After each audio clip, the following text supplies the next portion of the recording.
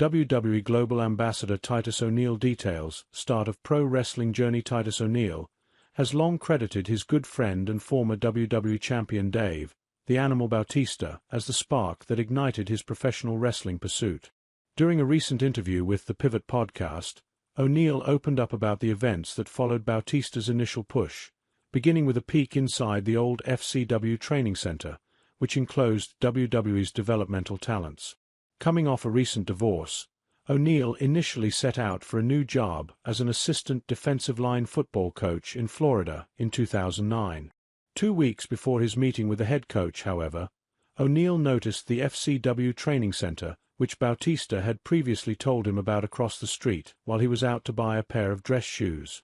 From there, O'Neil finally built up the courage to walk in and approach promotion runners Dusty Rhodes and Steve Keirn. I walk in this back door and it clearly says WWE and FCW talent only. I'm like, I'm big. Who gonna fight me? I can't wrestle, but I can fight. I go in the back door and guys are working out in the ring. I didn't know until after I spoke to Norman Smiley that they had a TV show that night. So I go home, I get my kids, ask them if they want to go to a wrestling show. They asked me at that point, is Uncle Dave wrestling? I say, no. This is kind of where Dave would go if he was getting rehab or people that are developmental. They were 2 and 4 at the time. We go back. We watch the show, O'Neil continued. I had a lot of reservations as to whether or not I wanted to do it, but I grew up watching it. I look over at Titus, who's my youngest, and I was like, do you like this? He shook his head, yes, and I looked over at TJ, and I said, do you think Daddy can do this? He looked at me, and he said, Dad, you can do anything. Read more. The 12 most historic matches in WWE.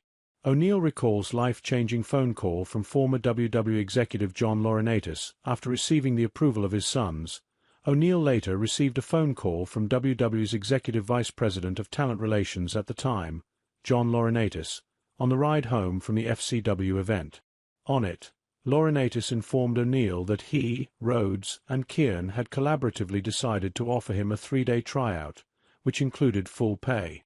At this point, I ain't got no job, I just got divorced, and I'm going to Florida on that Monday, O'Neil recalled. This happened on a Thursday. I'm going to Florida on that Monday to speak with the head coach about being an assistant defensive line coach. Laurinaitis said, we're going to give you a tryout. We'll pay you X amount of 3 days, see if you like it, see if we like you, and go from there. I go in, he say, you're in shape, right? I said, I've never wrestled before, but I work out. I felt like I was in decent shape.